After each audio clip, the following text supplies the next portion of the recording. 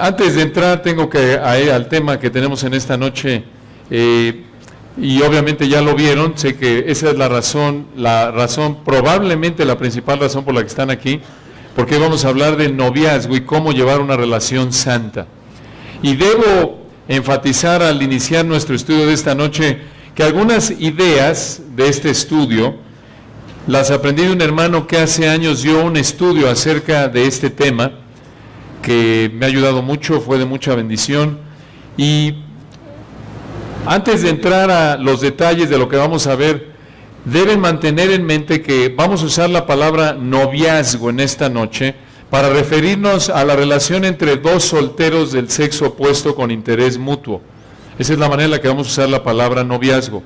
Dos solteros del sexo opuesto con interés mutuo.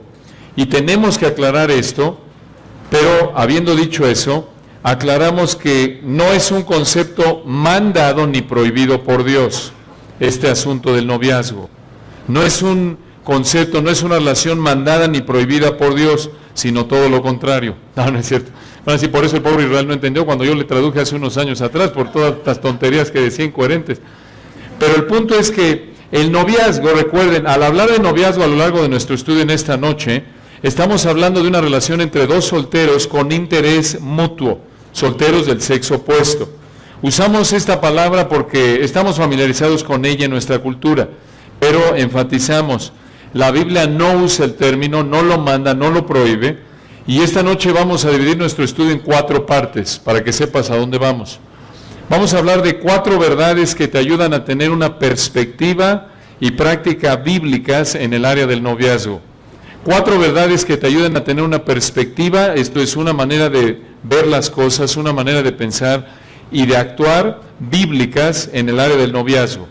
Entonces vamos a la primera. Algunas van a ser más cortas, otras nos va a tomar más tiempo. Muy bien, ¿listos? Vamos a la primera. El noviazgo es un área de libertad cristiana. El noviazgo es un área de libertad cristiana. ¿Qué quiere decir esto? Para ti como persona, estamos dando por sentado que eres alguien que profesa ser cristiano, eres alguien que entiende y se ha sometido a la verdad de que el Dios del universo, el creador del universo, se hizo hombre y vivió aquí en la tierra unos 30 años, 33 años, y Él, viviendo aquí en la tierra, nunca pecó y murió en la cruz para pagar el castigo de toda persona que cree en Él a lo largo de la historia, y después de 3 días resucitó mostrando que el Padre había quedado satisfecho con el sacrificio del Hijo. Si has venido con una fe arrepentida a Dios, y esa fe se manifiesta en que lo que más anhelas es obedecer a Dios, por imperfecta que sea tu obediencia, eres una persona cristiana. Estamos hablándote a ti. Por eso estamos explicando aquí que para ti como cristiano, viviendo bajo el nuevo pacto, esto es, como parte de la iglesia del Señor Jesucristo, Dios no te da mandatos específicos en esta área. ¿Qué estamos diciendo? Algunos, por ejemplo, dicen, oye, en el Antiguo Testamento, por ejemplo, Dios decía bajo la ley que, hablando de esta área, cuando alguien caía en fornicación se tenía que casar con la novia o con la mujer con la que había caído, y eso es lo que manda la Biblia. Y por lo tanto, si eso pasa, entonces tienes que hacerlo tú en la actualidad. ¿Es cierto eso? Acompáñenme a Deuteronomio para iniciar en esta noche, abriendo la palabra de Dios. Deuteronomio 22, versículos 22 al 29 como ejemplo. Deuteronomio 22. Y observen en particular, veamos el versículo 25. Bueno, vean el 28 y 29. Deuteronomio 22, 28 y 29. Deuteronomio 22, 28 y 29. Observen lo que dice aquí Dios. Dios a través de Israel, a través de Moisés le dice al pueblo de Israel: cuando algún hombre hallare a una joven virgen que no fuere desposada, y la tomare y se acostare con ella y fueren descubiertos, entonces el hombre que se acostó con ella dará al padre de la joven 50 piezas de plata, y ella será su mujer, por cuanto la humilló, no la podrá despedir en todos sus días. Algunos toman este pasaje y dicen, mira, si caíste en pecado de fornicación con tu novia, debido a que esto dice Deuteronomio, te tienes que casar con ella. Lo han oído probablemente, ¿no es cierto? Sin embargo, esto no se aplica a nosotros en el día de hoy. ¿Por qué? Vayan conmigo a Éxodo 19. Éxodo 19, versículos 5 y 6. Éxodo 19, versículos 5 y 6. Y tenemos que empezar aquí porque es un área de mucha confusión que debemos dejar clara desde el principio de nuestro estudio. Éxodo 19, versículo 5. Aquí recordarán que Israel acaba, aquí en este contexto estamos alrededor del 1445 antes de Cristo, hace unos 3500 años atrás. Israel acaba de salir, tiene poco que salió a través de Moisés de Egipto, ¿se acuerdan? Dios a través de 10 juicios que conocemos las plagas, liberó a Israel de la esclavitud en Egipto. Y ya salieron, están allá a las faldas del monte Sinaí, u Horeb, mismo monte, y ahí Dios les hace un pacto con ellos. Un pacto es un compromiso. Y Dios hace un pacto con ellos y les dice, vean, Éxodo 19:5. Ahora pues, si diereis oído a mi voz y guardareis mi ¿qué? Pacto, vosotros seréis mi especial tesoro sobre todos los pueblos sobre todos los pueblos, porque mía es toda la tierra. Versículo 6. Y vosotros me seréis un reino de sacerdotes y gente santa. Estas son las palabras que dirás a los hijos de Israel. Y lo que sucede es que en el capítulo 20 vienen los 10 mandamientos, ¿recuerdan? Y en los 10 mandamientos lo que hace Dios en este pacto, que se llama también el antiguo pacto o el pacto mosaico, muy importante, la clave para entender el pacto mosaico está aquí en Éxodo 19:5. Dice Dios, ahora pues, ¿sí qué? Condicional. Si tú me obedeces, es lo que quiere decir, si dieres oído a mi voz, y guardas mi ¿qué? Mi pacto. ¿Cuál era el pacto? Dios le dice a Israel, si tú obedeces mis mandatos, yo te voy a dar estos privilegios que enlista aquí en los versículos 5 y 6. El antiguo pacto consistía en que si Israel obedecía a lo que Dios le decía, Dios lo iba a bendecir. Nunca Dios tuvo la intención de salvarlos a través de guardar los 10 mandamientos. Los 10 mandamientos condensan los mandamientos que Israel tenía que guardar si querían demostrar su amor a Dios y así ser bendecidos por Dios.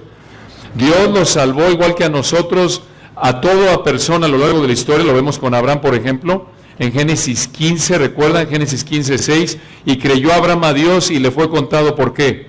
Por justicia. Dios lo declaró a través de la fe arrepentida en el Mesías que iba a venir, en la promesa de que Dios iba a traer al Mesías. Y en el Nuevo Testamento Dios salió igual, a través de la fe arrepentida en el Mesías que ya que vino. Ahora, mucha atención, un israelita entonces se salvaba igual que una persona en el Nuevo Testamento, y se salvaba viniendo con una fe arrepentida, reconociendo su pecado, y entonces si realmente se había arrepentido, demostraba su amor a Dios al obedecer la ley. La ley condensada son los 10 mandamientos, y los 10 mandamientos, digamos, expandidos, cubren desde Éxodo hasta Deuteronomio, y por eso ven esa ley, por ejemplo, de que si un hombre pecaba con una mujer, se tenían que casar. Ahora, ¿por qué decimos esto? Porque no estamos ya bajo el antiguo pacto. Ya no se aplica esto a nosotros. Solo aquello que se repite en el Nuevo Testamento. Dice alguno de ustedes, ¿cómo sabemos? Vayan conmigo a Mateo 26. Mateo 26.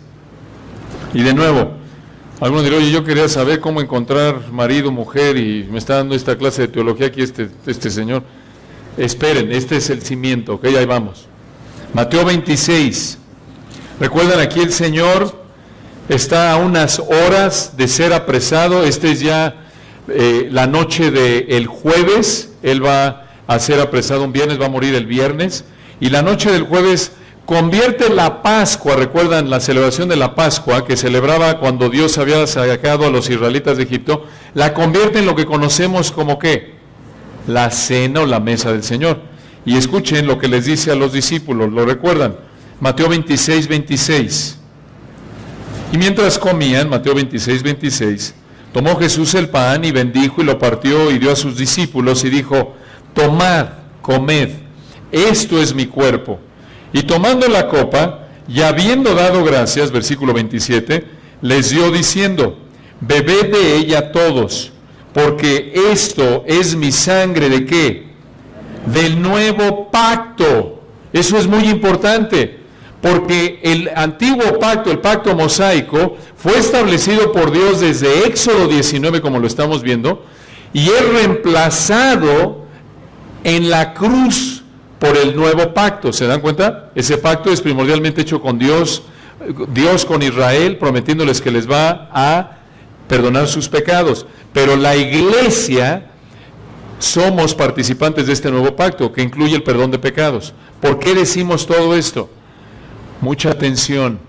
Porque cuando alguien va al Antiguo Testamento y te dice, mira, aquí dice Deuteronomio 22, por ejemplo, que tienes que, si cometiste este pecado, casarte con ella o con él, porque es lo que Dios manda. Momento, eso ya no se aplica a nosotros.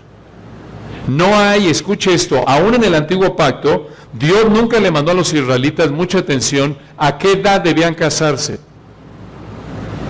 qué tan involucrados debían estar los papás, cuánto tiempo tenía que durar la relación, qué diferencia debía haber entre los dos. Nada de eso estipuló Dios. Todo lo que los israelitas practicaron desde el Antiguo Testamento era tradición, eran costumbres. Y ustedes conocen una pareja que refleje esas costumbres. Por ejemplo, ahí en Mateo 1, acompáñenme por un momento, Mateo 1,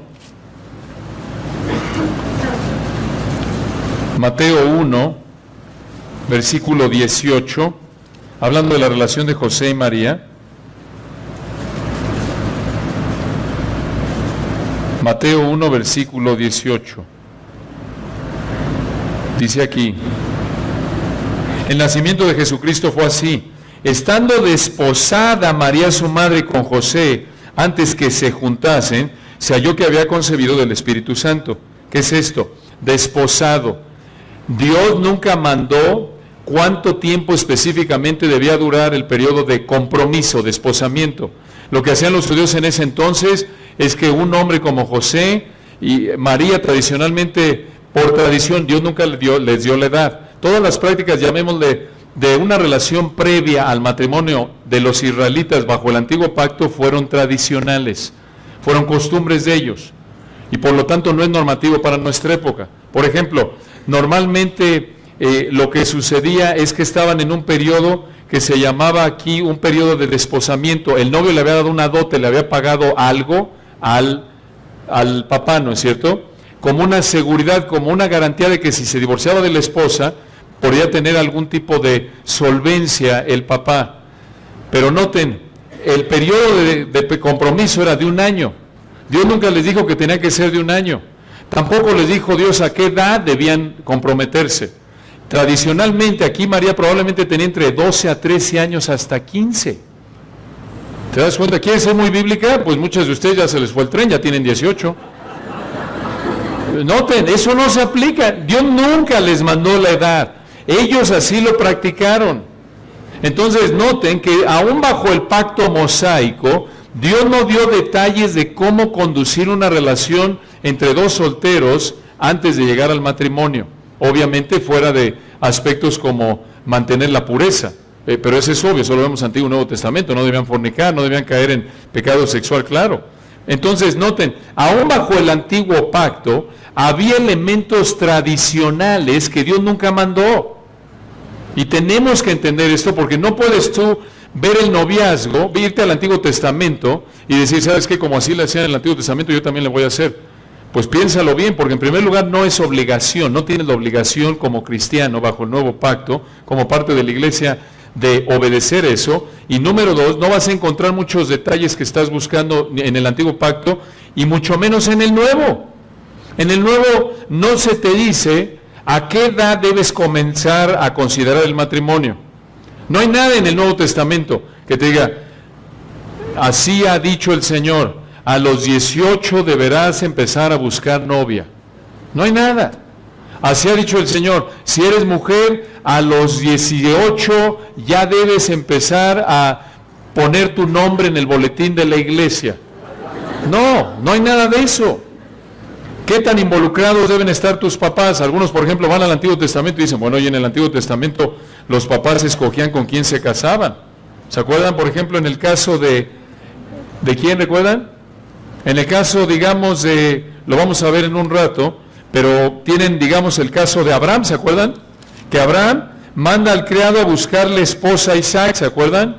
Y encuentra a Rebeca, y algunos dicen en la actualidad, ¿sabes qué? Así debe ser, porque así lo hizo Abraham, que por cierto todavía no había venido la ley. Esa fue una práctica que tenían en el antiguo Medio Oriente. Y aún bajo la ley, por ejemplo, en el caso de Jueces, capítulo 14, cuando tienes ahí a los papás, recuerdan de Sansón, la práctica ahí era, si me quieren acompañar, si no solo escuchen, al rato vamos a ir a visitar a Sansón en un momento. Jueces capítulo 14, recuerdan, en Jueces 14:1, descendió Sansón a Timnat y vio en Timnat una mujer de las hijas de los filisteos, y subió y lo declaró a su padre y a su madre, diciendo, yo he visto en Timnat una mujer de las hijas de los filisteos, os ruego que me la toméis por mujer. ¿Por qué le dice eso Sansón a sus papás? Porque la costumbre era que los papás tenían que escoger, ¿qué? Al novio. ¿Se dan cuenta? Era la tradición. Ahora, puede haber algo de sabiduría en eso, obvio. Tu papá, tu mamá con mayor experiencia, sabiduría, particularmente si es hijo de Dios, conoce la palabra, buscar su bendición en tu matrimonio, es lo ideal, etcétera, en la relación en la que estás, claro. Pero que quede claro otra vez que esta era una tradición que ellos tenían, que el papá escogiera al que iba a ser, a la que iba a ser la esposa, o al que prácticamente al que iba a ser la esposa, y los papás arreglaban los matrimonios. Algunos de ustedes ya se asustaron. Qué bueno que no estamos bajo esa tradición ya. Ahí, sin embargo, otra vez aclaramos esto porque hay cristianos bien intencionados y de nuevo tiene sus ventajas esta práctica, pero que quede clara, esto es algo tradicional. ¿Se dan cuenta? Entonces, ¿qué estamos diciendo? El noviazgo es un área de libertad cristiana. En otras palabras, ¿a qué edad debes comenzar, por ejemplo, a considerar el matrimonio? ¿Qué tan involucrados deben estar tus papás? ¿Cuánto, si le debes dar la mano o no? ¿Si le pones el brazo o no? ¿Cuánto tiempo debe durar la relación antes de casarte? ¿Si le puedes llevar 5 años o no? ¿O si si ya te lleva 10 años, ya no lo consideres, ya puede ser tu papá, olvídalo? No dice nada de eso. Entonces, debes aplicar, escuche esto, en todo lo que vas a oír en esta noche, debes aplicar principios bíblicos con sentido común, manteniendo una conciencia limpia. ¿Qué estamos diciendo? Debes saber lo que dice la Biblia, blanco y negro, claro, y lo que no dice. Y ejercer con sentido común conforme buscas aplicarlo en tu situación en particular. Muy bien. Entonces, en primer lugar, el noviazgo es un área de libertad cristiana. Habiendo dicho esto, vamos a ver varios principios que la palabra enseña y hablaremos de varias sugerencias prácticas. Muy bien. Entonces, número 1, la primera verdad que te ayuda a tener una perspectiva y práctica bíblica en el área del noviazgo es, el noviazgo es un área de libertad cristiana. Muy importante este punto, de nuevo lo subrayamos. A lo mejor tú estás saliendo con alguien para ver si te casas, ya estás en edad de casarte, y tú le tomas de la mano y no pasa nada, no te tienta a pecar, están como los dos, y hay otra pareja igual en tu iglesia en la misma situación, ya se pueden casar, están considerando seriamente el matrimonio, y ellos optaron por no tomarse las manos. Tú nos vas a decir, ay, legalistas, ¿por qué no se toman de las manos? No, es su convicción. La Biblia no dice que se tomen de las manos o que se dejen de tomar, ¿se dan cuenta? Pero sí dice otros principios, y esto nos lleva a la segunda verdad. La segunda verdad que te ayuda a tener una perspectiva y práctica bíblica en el área del noviazgo es la siguiente. El noviazgo debe tener como meta potencial el matrimonio. El noviazgo debe tener como meta potencial el matrimonio. ¿Qué estamos diciendo? Lo leímos hace un momento con Isra. Acompáñenme a Génesis, capítulo 2, y observen los versículos 18 al 24. Génesis 2, 18 al 24.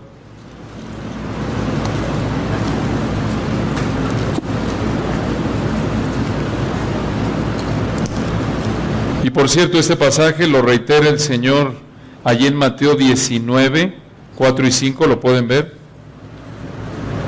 Pero vamos a Génesis por ahora y observen el 2, 18 al 24. Aquí Dios está dando los detalles de cómo crear al hombre y a la mujer en el sexto día de la creación.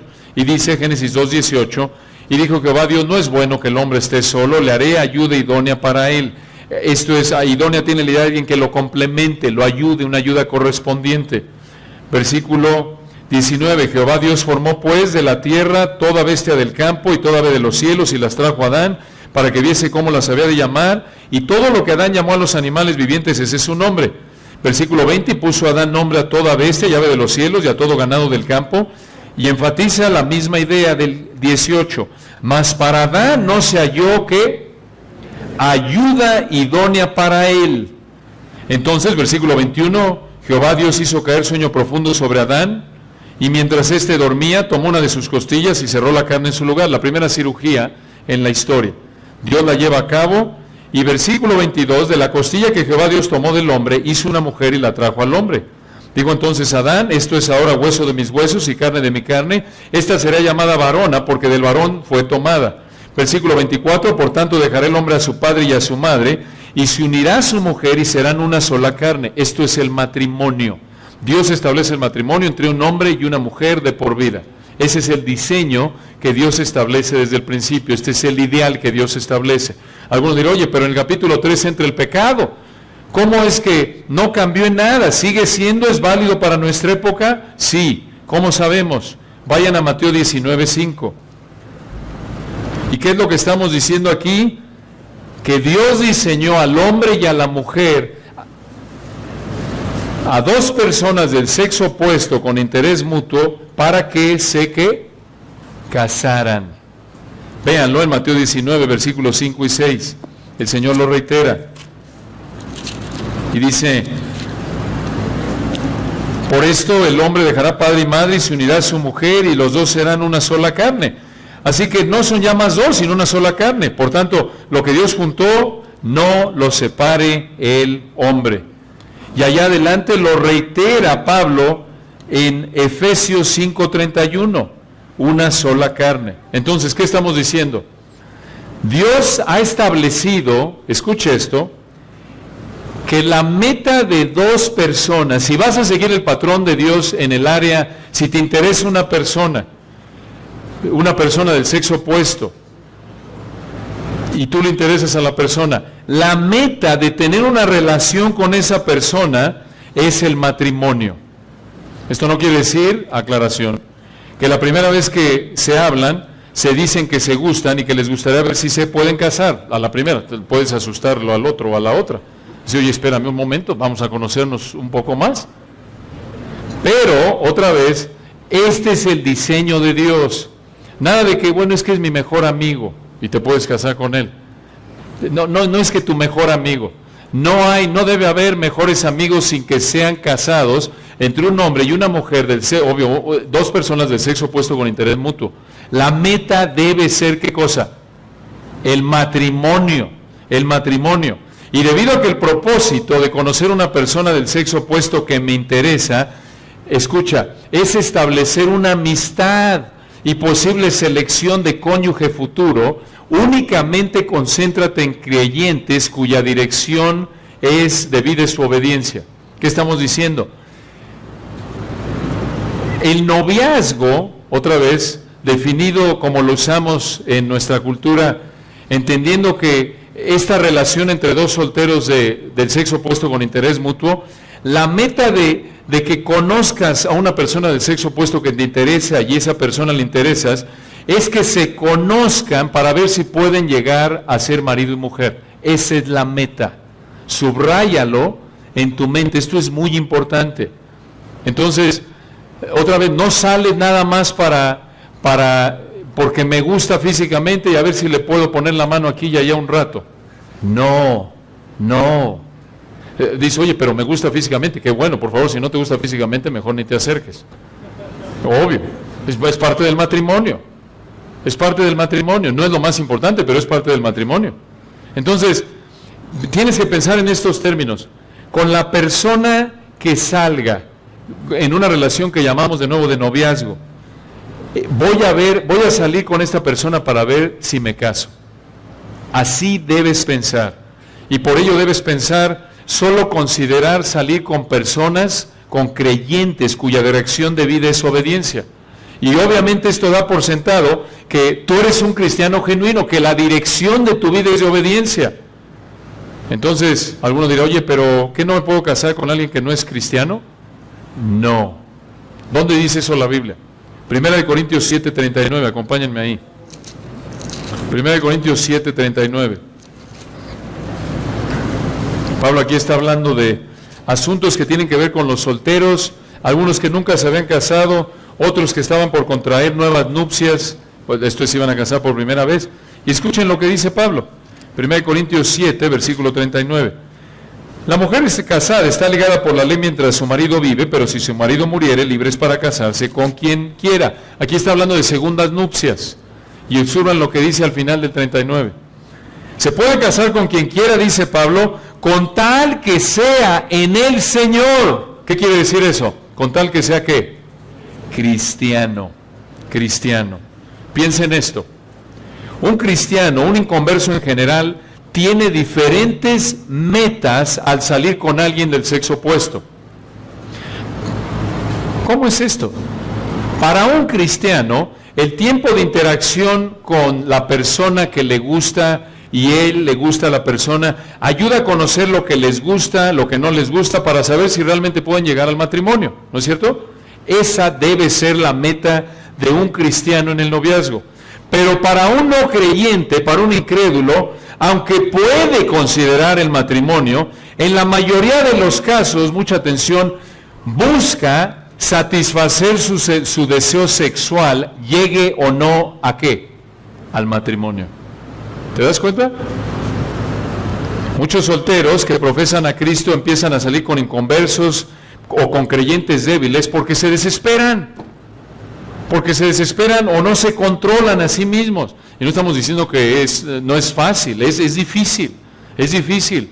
Pero necesita recordar que Dios tiene la gracia, tiene el poder, la capacidad de mantenerte fiel, si tú estás buscando honrarlo, y traerte un hombre y una mujer fiel, aunque estés rodeado de impíos o de cristianos débiles. Esto lo vemos, por ejemplo, en una historia maravillosa en el Antiguo Testamento, en Ruth. ¿Recuerdan el libro de Ruth? Acompáñenme ahí por un momento. Este es un ejemplo muy alentador. Acompáñame al libro de Ruth, capítulo 1, versículo 1. Ruth 1:1.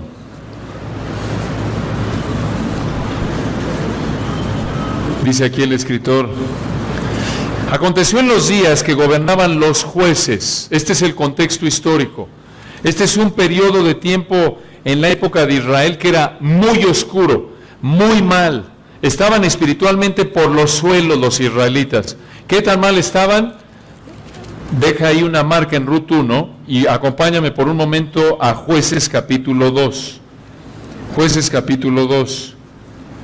Y observa los versículos 11 al 16. Jueces 2:11. Muy importante entender el contexto histórico de Ruth. Ya nos dice Ruth 1:1, en los días que gobernaban los jueces. ¿Cómo era el ambiente espiritual en esa época? Jueces 2:11. Después los hijos de Israel hicieron lo malo ante los ojos de Jehová y sirvieron a los Baales. Dejaron a Jehová, el Dios de sus padres, que los había sacado de la tierra de Egipto, y se fueron tras otros dioses, los dioses de los pueblos que estaban en sus alrededores, a los cuales adoraron y provocaron ir a Jehová. Y dejaron, versículo 13, a Jehová, y adoraron a Baal y a Astarot. Y versículo 14, se encendió contra Israel el furor de Jehová, el cual los entregó en manos de robadores que los despojaron, y los vendió en mano de sus enemigos de alrededor, y no pudieron ya hacer frente a sus enemigos. Versículo 16, y Jehová levantó jueces que los librasen de mano de los que les despojaban, pero tampoco oyeron a sus jueces, sino que fueron tras dioses ajenos, a los cuales adoraron, se apartaron pronto del camino en que anduvieron sus padres, obedeciendo a los mandamientos de Jehová. Ellos no hicieron así. Versículo 18, y cuando Jehová les levantaba jueces, Jehová estaba con el juez, y los libraba de mano de los enemigos todo el tiempo de aquel juez, porque Jehová era movido a misericordia por sus gemidos a causa de los que los oprimían y afligían. Mas acontecía, versículo 19, que al morir el juez ellos volvían atrás y se corrompían más que sus padres. Noten, Israel durante estos 350 años del periodo de los jueces entra en un ciclo que se repite 7 veces en estos 21 capítulos de jueces. Israel se entrega a la idolatría, Dios los juzga, ellos claman a Él y Dios levanta un juez y los libera. 7 veces lo vemos. Y Dios levanta a 14 jueces, vemos a 14 jueces a lo largo del libro de jueces. Y fue una época, noten, de apostasía, de desobediencia. Y parte de esa apostasía se veía en cómo, escuchen esto, los hombres trataban a las mujeres. Una de las lecciones más impresionantes del libro de jueces es que puedes medir el calibre, puedes medir la condición espiritual de un hombre por cómo trata a las mujeres, particularmente aquellas en las que tiene interés. Obsérvenlo, algunos ejemplos, esto es impactante. Acompáñenme a Jueces capítulo 14, y esto es para que vean de nuevo cómo estas son muestras de cómo en general, con tanta impiedad, con tanta idolatría, se manejaban las relaciones entre hombres y mujeres en la época de los jueces en Israel. Por cierto, la idolatría, ustedes ven aquí que se entregaban a la idolatría. Parte de la idolatría en esa época tenía que ver con, adoraban a sus dioses acostándose con prostitutas o prostitutos sagrados. Entonces ellos pensaban, bueno, yo llego al templo, voy a adorar a Baal, y voy yo, hombre, a asumir el papel de Baal, me busco una prostituta sagrada, me acuesto con ella, porque ellos pensaban que eso inducía a Baal y a la diosa con la que tenía relaciones Baal, a que tuvieran relaciones, y eso hacía que tuvieran ganado fértil y tuvieran muchos cultivos. Entonces imagínate, por eso ven cómo Israel luchaba tanto con la idolatría. ¿Qué religión tan increíble, desde el punto de vista carnal, pecaminoso, ¿no es cierto? Oye, adoro a Dios, y al adorar a mis dioses, estoy satisfaciendo mis pasiones pecaminosas. ¿Se dan cuenta? Por eso ven en el becerro de oro, ¿se acuerdan en Éxodo 32? Que se entregan así a la idolatría. Y el texto apunta, igual en 1 Corintios 10, que Israel, cuando dice el pueblo comió, bebió y se levantó a jugar. Jugar no es que se pusieron ahí a dar a la víbora de la mar. No, se levantaron, fue una orgía, era un desastre. Por eso ven que los israelitas luchaban tanto con la idolatría, encima de que las naciones que los rodeaban hacían eso. ¿Se dan cuenta? Entonces, Jueces 14 nos da una idea. Vean Sansón, en Jueces 14:1, descendió Sansón a Timnat y vio en Timnat una mujer de las hijas de los ¿qué? Filisteos. Ya estamos en problemas. Debería haber buscado a una ¿qué? Israelita. Dios sí mandó en la ley que no se metieran, no se casaran israelitas con cananeos, no dijo filisteos, pero por implicación, no debían casarse con otros, porque obviamente los israelitas adoraban ¿a quién? Al Dios verdadero, y las demás naciones tenían sus dioses, y Dios les dijo, no se casen con personas de otras naciones, porque los van a arrastrar en su idolatría. Pero aquí ven a Sansón, vean cómo está pensando en satisfacer su deseo, nada más, sus apetitos físicos. No está pensando en honrar a Dios. En lugar de buscar a una mujer de virtud espiritual, una mujer de Dios en su época, a una israelita que adoraba al Dios verdadero, se fija, noten, en una filistea. Y observen el verbo que se repite aquí, la palabra vio. Versículo 1. Descendió Sansón a Timnat, ¿y qué? Vio en Timnat a una mujer de las hijas de los filisteos. Hasta aquí todo va bien, decimos, bueno, la más la vio, la debe haber visto pasar. No. Versículo 2, y subió y lo declaró a su padre y a su madre diciendo, yo he, se repite el verbo, ¿qué? Visto en Timnat una mujer de las hijas de los filisteos, os ruego que me la toméis por mujer. Noten, la implicación aquí es que le gustó, no porque era una mujer de Dios, sino porque era una mujer que atractiva, bonita. Versículo 3, y su padre y su madre le dijeron, no hay mujer entre las hijas de tus hermanos, ni en todo nuestro pueblo. En otras palabras, no hay una israelita, mijo, para que te puedas casar con ella, para que vayas a tomar mujer mujer de los filisteos incircuncisos. Y Sansón respondió a su padre, no tenés como un niño berrinchudo aquí que no le dan el dulce y se enoja. Tómame esta mujer, ¿por qué? Porque ella, ¿qué? Me agrada, me gusta. ¿Y por qué le gusta? ¿Porque era una mujer que buscaba honrar a Dios? No, el texto apunta a que simplemente fue porque, ¿cómo se veía? Y se casa con esta mujer, y no te pasen al capítulo 16, es un desastre, lo pueden leer más adelante. Lo que quiero que vean por ahora es cómo en la época de los jueces los hombres trataban a las mujeres. Por tanto pecado, había tanta impiedad en Israel, que no abundaban los hombres y las mujeres de Dios. Inclusive Sansón, escogido por Dios, tristemente vean su poca virtud. Atraído a una mujer solo por cómo se veía. Capítulo 16, noten, este fue el patrón de su vida. Jueces 16:1. Se caracterizaba por esto. Fue Sansón a Gaza y vio allí a una mujer que ramera y que se llegó a ella. En otras palabras, vio a una prostituta y se acostó con ella. Va de mal en peor. Antes era una filistea nada más, ahora es una filistea y encima de eso su profesión es prostituta. ¿A eso se dedicaba? Entonces es un hombre, noten, que solo está buscando mujeres por cómo se ven. Y noten versículo 4, recuerdan la historia, no lo vamos a ver todo. Jueces 16:4, después de esto aconteció que se enamoró de una mujer en el valle de Sorek, la cual se llamaba ¿qué?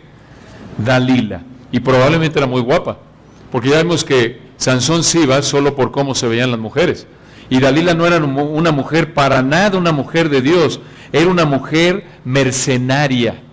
¿Cómo lo sabemos? Versículo 5, le importaba más el dinero. Por cierto, esto no es amor genuino.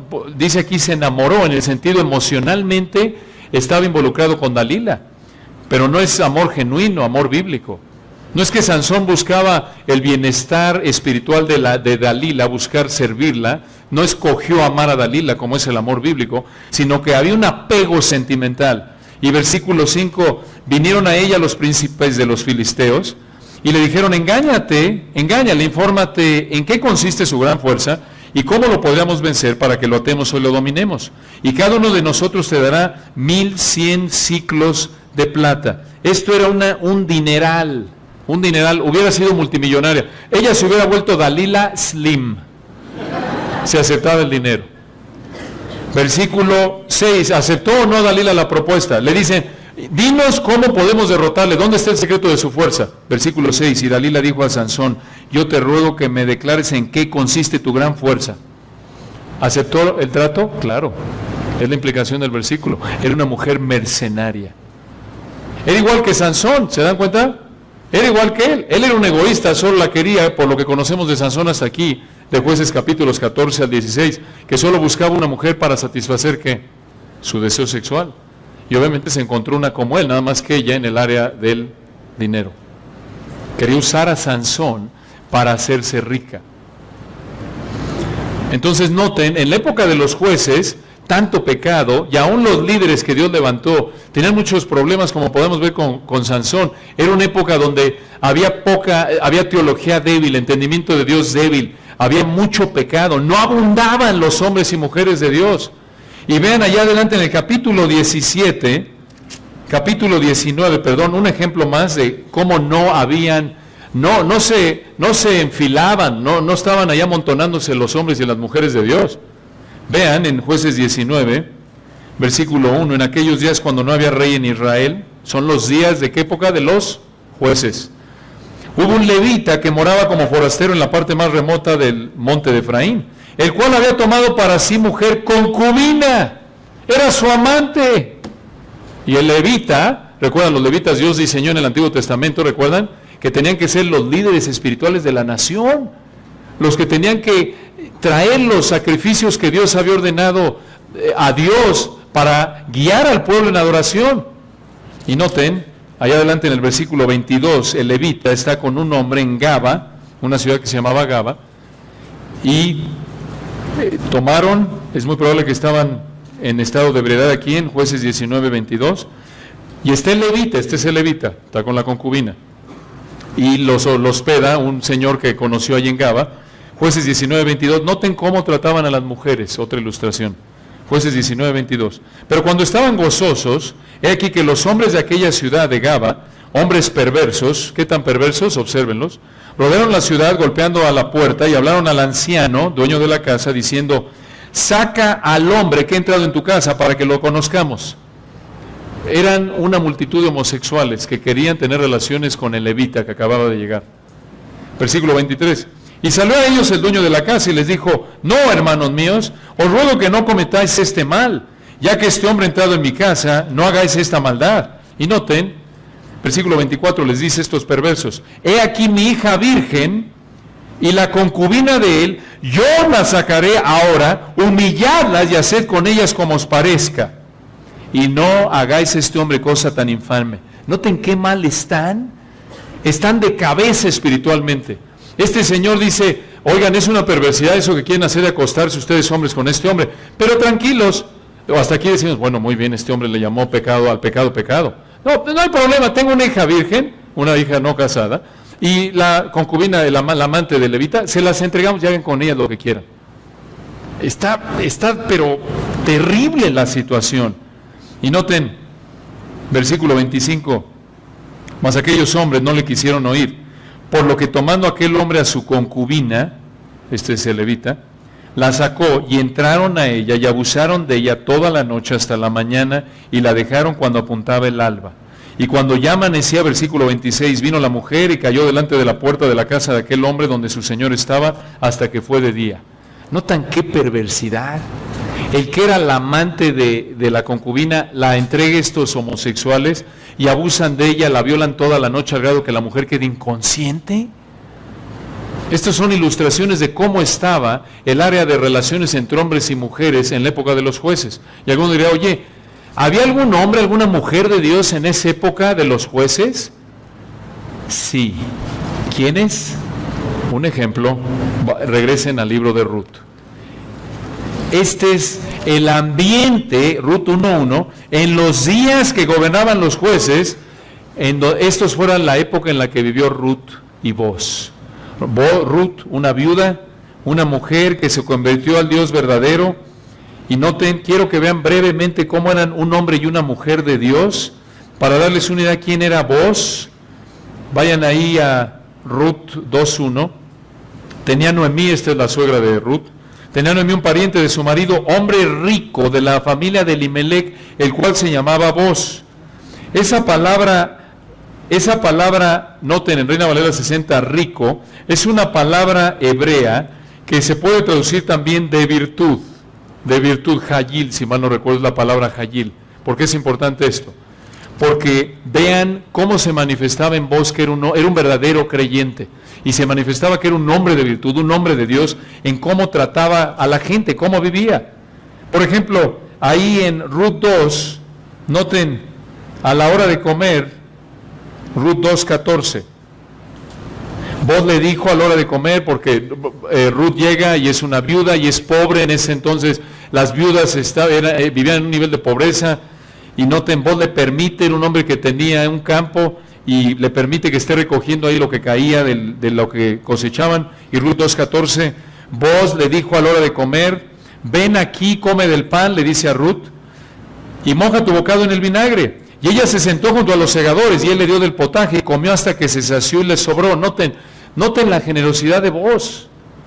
Le da, no es un codo, no anda de codo, no es de Monterrey, no era regio Boaz, como pueden ver, Digo, obvio, una broma, si hay alguien de Monterrey los queremos, ya ven por qué nos odian a los chilangos, hombre.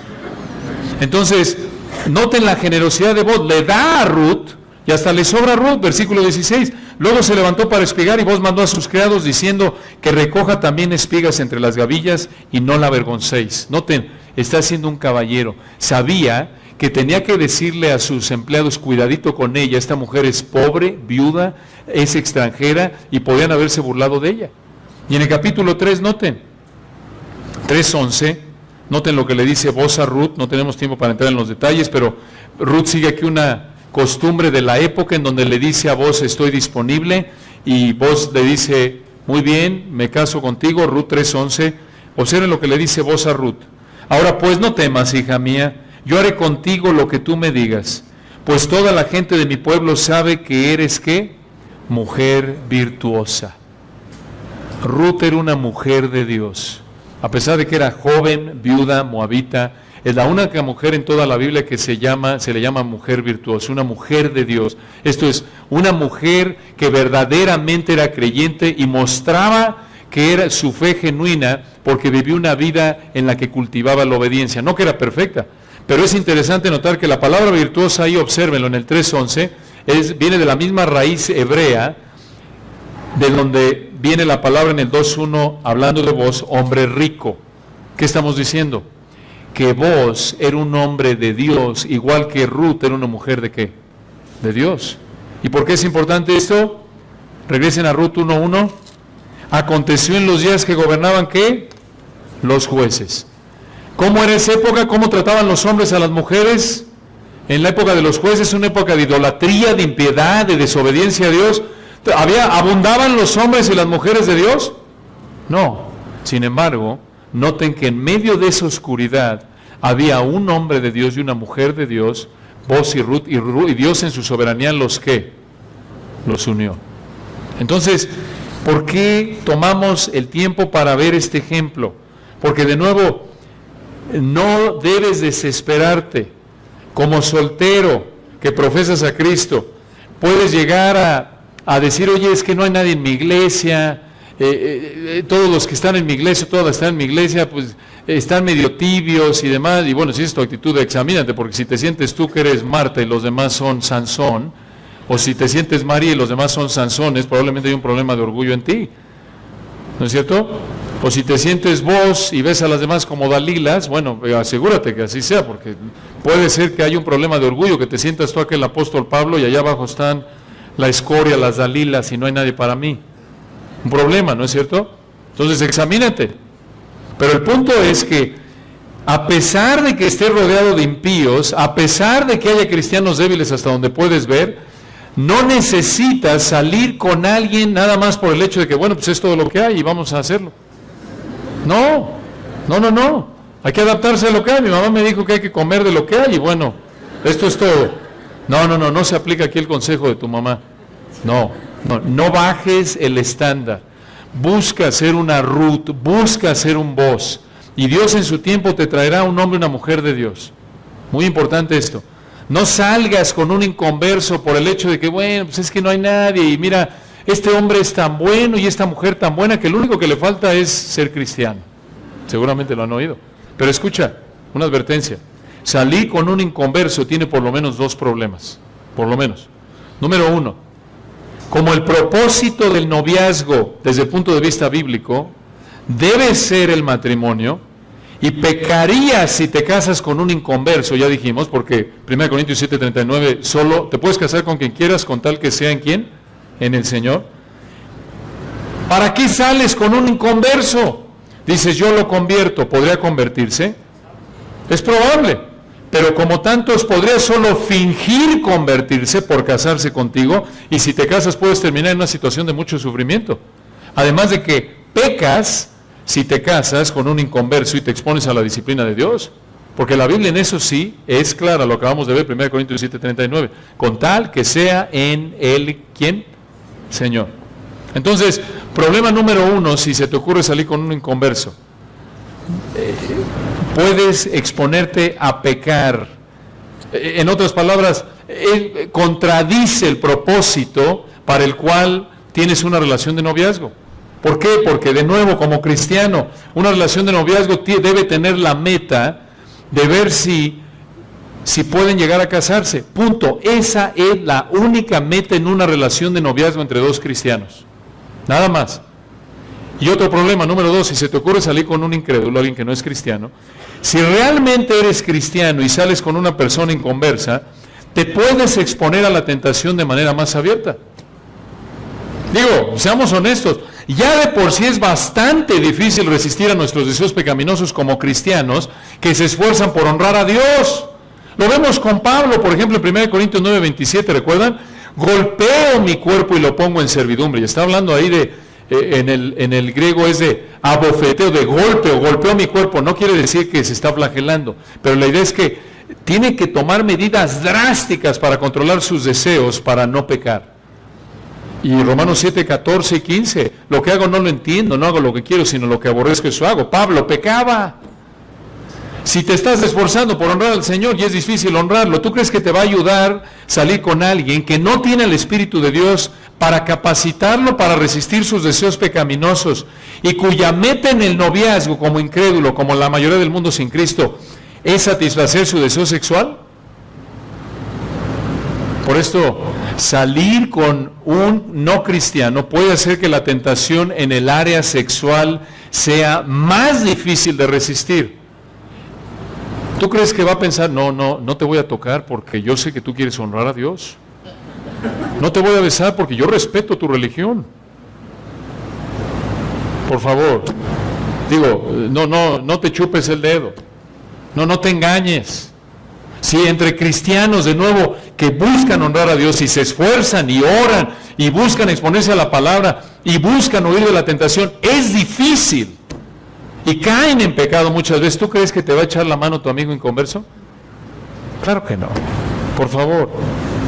Por esto, puede hacer que si sales con uno cristiano, puede ser que la tentación en el área sexual sea más difícil de resistir. Y escucha, si pecas, como muchos terminan, pecas fornicando con esa persona a la que supuestamente tú le estás dando testimonio, destruyes tu testimonio. ¿Qué credibilidad vas a tener? ¿Qué autoridad moral vas a tener de decirle que deje su pecado y se someta al Dios Santo cuando te estás acostando con Él? ¿No es cierto? Por eso, una sugerencia práctica entonces, está en 1 Contreras 1:1, este es apócrifo. Pero a la luz de estas verdades bíblicas, permítanme darles una sugerencia. Empieza a salir con alguien, de nuevo, dando por sentado que eres cristiano y te gusta alguien que es un hombre de Dios, una mujer de Dios, te gusta físicamente, quieres empezar a conocerlo para ver si se casan, porque esa es la meta del noviazgo, no para ver si le puedes tocar aquí o allá y si te puede dar un besito aquí y allá, no. La única meta del noviazgo para una relación cristiana, reiteramos, es ver si se casan. Entonces, sugerencia, empieza a conocer a alguien cuando ya puedas casarte. Y que sea alguien, de nuevo, que muestre su fe genuina por el estilo de vida de obediencia a la palabra de Dios, que ame la palabra, que ame la iglesia, que ame la obediencia, por imperfecto que sea. No te vayas al otro extremo, no busques perfección, sino dirección. Busca dirección. Si quieres aquí casarte con el Señor Jesucristo, eres mujer y dices, no, yo me espero, mis estándares son elevados, yo hasta que vea aquí prácticamente a casi la segunda encarnación de Cristo. O, si eres hombre, yo hasta que vea a Cristo en forma femenina. ¿Sabes qué? Temo decirte que el Señor ya vino y ya está en la gloria, solo fue uno, y la próxima vez que regrese va a ser después de Apocalipsis, y si Dios te lleva a la gloria, si estás esperando al Señor Jesucristo, se te va a ir el tren, el avión y todo lo demás, porque no va a venir. No va a venir. No existe esa persona. Pablo, de nuevo, el mismo Pablo, que era un hombre de Dios, un apóstol que escribió 13 cartas en el Nuevo Testamento, en Filipenses 3:12 dice, no que lo haya alcanzado ya, ni que ya sea perfecto. Ni Pablo era perfecto después de 30 años de ser cristiano. Ahora, esto no es para justificar tu pecado y decir, bueno, ya ves, nadie es perfecto, aguántame con mi pecado. No. Él dice, no soy perfecto, sino que prosigo, me esfuerzo, porque tiene la responsabilidad como hijo de Dios de esforzarte por la gracia de Dios para cultivar una vida de santidad. Entonces, en primer lugar, en nuestro pequeño bosquejo, el noviazgo es un área de libertad cristiana. En segundo lugar, el noviazgo debe tener como meta potencial el matrimonio. En tercer lugar, en nuestra lista, el noviazgo no debe ser una relación en la que satisfaces tu deseo sexual. No debes ver el noviazgo como una relación en la que satisfaces, como un foro para satisfacer tu deseo sexual. Algunos de ustedes dirán, oye, ¿pero qué está mal tener deseos sexuales? No. Acompáñenme a 1 Corintios 7, vamos a ver qué dice Pablo de eso. 1 Corintios 7, versículo 1. Y aquí Pablo le está escribiendo a la iglesia en Corinto. Tenían varias preguntas y una de esas preguntas tenía que ver con el área del matrimonio, el área de las relaciones. 1 Corintios 7, versículo 1.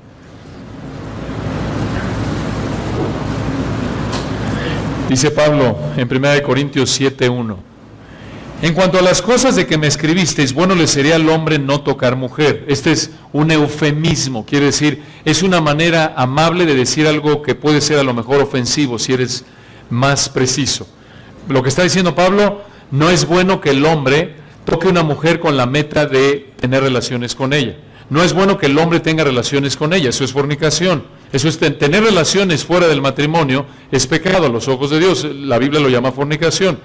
Versículo 2, pero Pablo reconoce que Dios creó al hombre y a la mujer con deseos en esta área, lo vimos desde Génesis, aún antes de que entrara el pecado. El hombre dejará a su padre y a su madre y se unirá a su mujer y se harán, ¿qué? Una sola carne. Habla, sí, de unión emocional, en unión de propósito, cultivan esa unidad, pero tiene que ver con unión sexual. Entonces Pablo reconoce que no puede mandarles a que sean monjes y monjas a los corintios. Ese no es el diseño de Dios, a menos de que Dios te haya llamado a ser soltero y estés satisfecho de esa manera y te da más tiempo para servir al Señor, como dice ahí el versículo 7. Entonces por eso Pablo les dice, 1 Corintios 7:1, no toquen, no se involucren en relaciones sexuales ilícitas, versículo 2, pero a causa de las fornicaciones, cada uno tenga su propia mujer y cada una tenga su propio marido. ¿Qué está diciendo Pablo? Para que no forniquen, para que no caigan en pecado sexual, para que no acabes acostándote con una persona del sexo opuesto que no es tu marido, tu mujer, cásate. Eso es lo que está diciendo. Para que no peques en esa área, cásate. Y por cierto, esto no garantiza el que caigas en pecado, no te blinda del pecado sexual una vez que te casas. Tienes que seguirte disciplinando. No por nada hay tanto adulterio a lo largo de la Biblia. Vemos a David, recuerdan, en 2 de Samuel 11, que tenía varias esposas, varias mujeres, y pecó ¿con quién? Con Betsabé. Entonces, el punto es, si eres un hombre de Dios, una mujer de Dios que quiere honrar a Dios, y tienes deseos en esta área, eso es normal, pero ese deseo únicamente Dios ha diseñado que sea satisfecho en una relación matrimonial. Es lo que está diciendo Pablo. Por eso dice, nota en versículo 3, el marido cumpla con la mujer el deber conyugal y asimismo la mujer con el marido. En otras palabras, ya casados, es un mandato bíblico, hombre, tienes que atender a tu mujer en esa área, mujer, atender a tu mujer en esa área, a tu hombre en esa área, versículo 4. La mujer no tiene potestad sobre su propio cuerpo, sino el marido, ni tampoco tiene el marido potestad sobre su propio cuerpo, sino la mujer. En otras palabras, una vez que te casas, tu cuerpo ya no es tuyo, es para servir ¿a quién? A tu cónyuge. Esa es la idea. Entonces, en esencia la Biblia, cuando vemos lo que la Biblia enseña acerca de las relaciones sexuales, se puede resumir en 3 preguntas. Si respondes como dijo el hermano Richard Mayhew, si puedes contestar a estas 3 preguntas, sí puedes tener todas las relaciones sexuales que quieras. ¿Están listos? Un cuestionario. Número 1. ¿Es una persona del sexo opuesto? Sí. Muy bien, vamos bien. ¿Ok? Dios diseñó actividad sexual solo con personas del sexo opuesto. Número 2. ¿Es para servirse el uno al otro? Lo vemos aquí en 1 Corintios 7:4. Si la respuesta es sí, vamos bien. Pero número 3. ¿Están qué? ¿Casados? Sí. Adelante. Todo lo que quieras, sírvete en esa área, siempre y cuando sea para honrar a Dios, para servir a tu cónyuge, disfruta. Así lo diseñó Dios. ¿Se dan cuenta? Y sé que a lo mejor esto cabe mejor en un retiro matrimonial, pero lo tienen que saber ustedes. Lo tienen que saber. Interesante ver cómo Dios prohíbe las relaciones sexuales fuera del matrimonio, pero las manda ¿para quiénes? Los casados. ¿Por qué? Porque ese es su deseo. Ese es su diseño. Ahora, recuerde este punto aquí. Dios diseñó que la única manera de satisfacer el deseo sexual es con el cónyuge en el matrimonio. No con tu novio, no con tu novia, no con tu amigo o tu amiga que te gusta, pero no es tu cónyuge.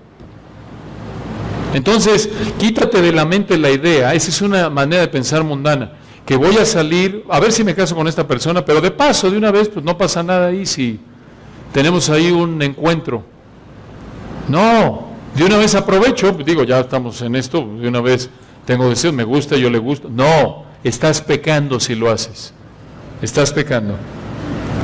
La mayoría, de nuevo, de los no creyentes ven el noviazgo como una relación usada para satisfacer su deseo sexual, lleguen o no al matrimonio.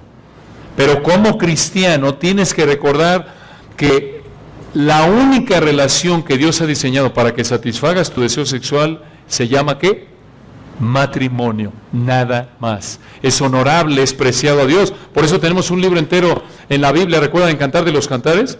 que habla de la bendición que es una expresión del amor de Dios a la humanidad, de la bendición que Dios da a la humanidad, que puedan disfrutarse en esa área un hombre y una mujer en el contexto del matrimonio, en el área sexual. Cantar de los Cantares trata de eso. Hebreos 13:4, recuerdan, honroso es en todos el matrimonio, es honorable. Que un hombre y una mujer, a los ojos de Dios, es honorable. Que un hombre y una mujer tengan relaciones en el matrimonio, dice ahí en Hebreos 13:4, honrosos en todos el matrimonio y el hecho sin mancilla. Pero a los fornicarios y a los adúlteros los juzgará Dios. Bueno, tenemos una más, lo vamos a hacer rápidamente, que no estamos aquí, ya se nos fue el tiempo. Última verdad que te ayuda a tener una perspectiva y práctica bíblicas en el área del noviazgo. Primer lugar, el noviazgo de nuevo es un área de libertad ¿qué? Cristiana. Número 2, el noviazgo debe tener como meta potencial el matrimonio, no satisfacción de deseo sexual. Número 3, Dios diseñó el matrimonio en parte, ya me equivoqué aquí en mis notas, pongan atención, despierten, buenos días. Muy bien. Número 3, el noviazgo debe ser una relación en la que, el noviazgo, ya voy a decir una tontería por no poner atención. Atención, despierten por favor. El noviazgo no debe ser una relación en la que satisfaces tu deseo sexual. Y número 4, para concluir esta noche, el noviazgo mal manejado puede exponerte a la tentación sexual. El noviazgo mal manejado puede exponerte a la tentación sexual. Una advertencia muy importante. Digamos que escuchamos y aplicamos las primeras 3 verdades. Entiendes que el noviazgo, y reiteramos, el noviazgo siendo una relación entre dos solteros del sexo opuesto con interés mutuo. Te gusta alguien, es un hombre de Dios, tú eres una mujer de Dios, tú estás buscando honrar al Señor, dices, ¿sabes qué? Vamos a salir, ya estás en edad para poderte casar, y dices, vamos a salir, vamos a conocernos, y obvio es con la meta de ver si se casan, no es para satisfacer deseos sexuales, pero aun cuando vas bien, tienes que reconocer que debes tener cuidado con la tentación sexual, debes tener cuidado. Recuerda que es posible pecar en tu mente sin llegar a pecar en términos físicos. Y muchas veces, escucha esto, el pecado, y realmente siempre, el pecado externo empieza ¿en dónde? Adentro. La lucha está aquí. La lucha está aquí. La lucha está en tu mente. Entonces, necesitas mantener la guardia arriba. Dices, no, porque aquí hay un peligro muy serio. Puedes decir, oye, yo estoy buscando honrar al Señor, ella está buscando honrar al Señor, tranquilos, nosotros no nos va a pasar nada. Como dice 1 Corintios 10:12, estás en una situación de peligro inminente. 1 Corintios 10:12, el que piense estar firme, ¿qué? Mire que no caiga.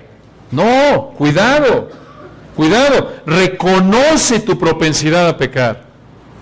Reconoce lo fácil que es que peques.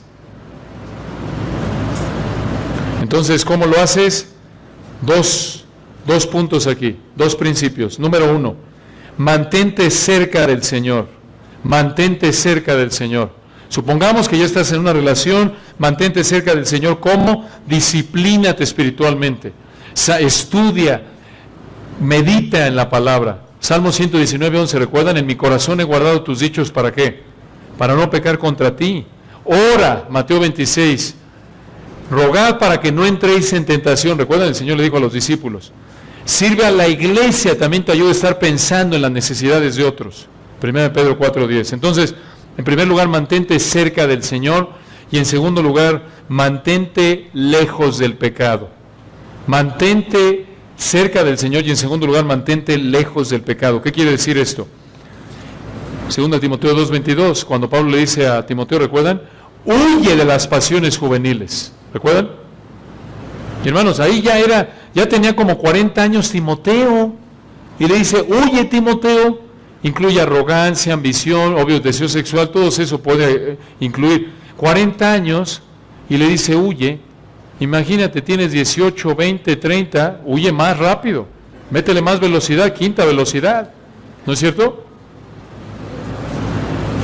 Entonces, huye. De hecho, esa palabra huye en el griego, esto es importante, les puede ayudar a recordar esto. La palabra griega feugo, de donde obtenemos la palabra fugitivo. Tienes que ser un fugitivo, como si fueras un prófugo de la justicia. Un prófugo de la justicia puede estar tranquilo, va a un restaurante y se sienta. No, ¿verdad? Siempre está alerta, huyendo continuamente, en cualquier momento lo apresan. Y esa palabra feugo, fuera de la Biblia, en griego clásico, se usaba para hablar de una persona que huía de un animal venenoso o de una plaga mortal. Piensa en eso. Tienes que ver el pecado, y en particular hablando del noviazgo, el pecado sexual, como si fuera imagínate ahí un pitbull, hay un perro rabioso que te quiere comer. ¿Te estarías acariciándolo? No, claro que no. Y si has visto un perro que está enojado y no lo puedes controlar, ¿qué haces? Te acercas, yo lo puedo controlar. No, dices, oye, no seas tonto, aléjate, te va a morder. Es lo mismo con la tentación sexual. Aléjate. Entonces, concluimos con sugerencias prácticas. Algunas situaciones que pueden colocarte en una situación de tentación. Por ejemplo, esto es lo que debes evitar. Descuidar tu relación con el Señor. Y eso es obvio, no es una realidad, es un principio. Descuidas tu relación con el Señor y entras en esa bajada resbalosa de pecado. Es posible que te expongas a la tentación. Otra manera en la que puedes exponerte a la tentación, salir con alguien que no es cristiano o que dice serlo, pero no es espiritualmente fuerte. Otra vez, no te engañes, no finjas. Otra situación que te puede exponer a la tentación, salir con alguien cuando estás lejos de poderte casar. Este es apócrifo, este es de 1 Contreras 2:2. Pero piensa en esto, si la meta del noviazgo es casarte, ¿qué andas haciendo saliendo a los 15 años de edad? No, es que a los 18 nos casamos. Bueno, aquí viene la número 4 que te puede exponer a la tentación, salir con alguien mucho tiempo. Otra vez, la Biblia no te dice, yo sé que algunos dicen no más de 6 meses, no más de un año. La Biblia no nos da un tiempo, pero reconoce que entre más tiempo pasa, más te involucras con esa persona y mayor es el peligro, el riesgo de que caigas en pecado, ¿no es cierto? Entonces, busca ser un hombre, una mujer de Dios, te gusta alguien, adelante, empieza a salir con él cuando ya te puedas casar y no tengas una relación por mucho tiempo. Porque recuerda, es hombre, es mujer, y es normal, se gustan, y así los diseñó Dios, tienen deseos el uno por el otro, y entre más tiempo te tardes puedes caer en pecado. Y una más, evita pláticas, lugares, expresiones de afecto físico que alimenten deseos pecaminosos. Tú sabes qué es. Ciertos tipos de música te pueden llevar a pensar, empezar a pensar, soñar, aquí está mi príncipe azul, me siento que estoy en la playa y bla, bla, bla. ¡Apágale! ¿No es cierto? Sí. Y noten, aquí no podemos, tú conoces tu corazón. El principio es Mateo 5:27 al 28. Si tu ojo derecho te es ocasión de caer, dijo el Señor, sácalo y échalo. ¿Qué quiere decir eso? Evita cualquier cosa que te lleve a pecar. Enfrenta drásticamente la tentación, no juegues con la tentación. Tú conoces tu corazón y cada uno es diferente. Algunos ni siquiera pueden ver, algunos de nosotros no podemos ver ni siquiera una imagen, oler algún tipo de perfume, o quizás estar en cierto lugar, escuchar cierta música. Ten la humildad de decir, ¿sabes qué? No debo. Y el otro a lo mejor puede tolerar ciertas situaciones. Y te puedo decir, legalista, hombre, no es pecado. No es pecado agarrarle la mano, no es pecado escuchar cierto tiempo de música, no es pecado a lo mejor darle un beso, pero puede ser pecado para ti si ese beso, esa expresión de afecto físico, te alimenta deseos pecaminosos. Ese es el pecado. El problema está aquí, ¿se dan cuenta? En nosotros. Y tienes que tener la humildad de decir, ¿sabes qué? Hasta aquí. Por eso es recomendable que hables. Si estás conociendo a alguien, de nuevo, y todo va bien, se quieren casar, no lo prolongues y ten la humildad de decir, ¿sabes qué? Yo no puedo, y a lo mejor se asusta el otro. Oye, que pues, estás lleno, que está sucio tu corazón, que no puedes oír esta música o ver esta película. ¿Sabes qué? No es de suciedad, lo que pasa es que soy tan débil que exponerme a esto me puede exponer a pecar. ¿Se dan cuenta? Entonces, necesitas tener la humildad. Y esto en tu vida en general, no solo en una relación así. Muy bien, ya, hermanos, le tenemos que cortar, perdón. Ya me extendí. Bueno, muy bien. Recuerda esto, vamos a un versículo más. Este es el último y nos vamos, ahora sí. Acompáñenme a Efesios. Perdón, yo sé que a lo mejor ya están medio... Algunos de ustedes ya los veo orando. Quiero pensar que están orando y no ya tomándose una siestecita. Efesios 5:25, terminamos con esto rápidamente. Me apena, nos tardamos un poquito y ya terminamos. Efesios 5:25, Pablo aquí le habla a los esposos, y ustedes conocen este pasaje sin duda. Nada más un punto. Efesios 5:25, maridos, amad a vuestras mujeres, así como Cristo amó a la iglesia y se entregó a sí mismo por ella. Noten lo que es el verdadero amor, sacrificial, pensar en el otro antes que en ti. Y añade, versículo 26, ¿para qué se entregó Cristo? ¿Cómo mostró ese amor Cristo? Además de entregarse por la iglesia, versículo 26, ¿para qué? Santificarla. Escuche esto, el verdadero amor busca la santidad de la persona que ama.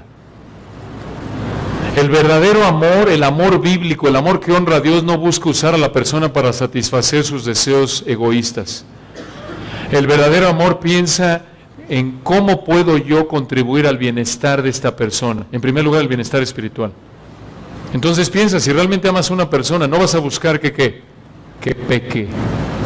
Que peque. Vas a hacer todo lo que está de tu parte para ser una influencia santificadora. Entonces, sé un Boaz, sé una Ruth, cultiva esa dirección de vida, no un Sansón ni una Dalila. Oremos para terminar. Padre, gracias por el privilegio que nos diste de abrir tu palabra en esta noche. Oramos por todos estos amados solteros, los que estén aquí. Pedimos que uses tu palabra para que estas verdades que hemos estudiado les ayuden en este tema. Tú conoces el anhelo de su corazón y sin duda la mayoría de los que están aquí, a menos de que, si no es que todos, a menos de que los hayas llamado a ser solteros de por vida, tienen el anhelo de encontrar un hombre, una mujer de Dios. Y oramos por ellos para que se concentren en vivir una vida de santidad y confiar en ti, les des la gracia para esperar y les traigas un hombre, una mujer de Dios que los ame, a quien puedan servir y puedan disfrutar de la bendición que es, como dijo Pedro, la gracia de la vida, el matrimonio, la mejor de las relaciones humanas cuando es vivida conforme a tu palabra. En Cristo Jesús, amén.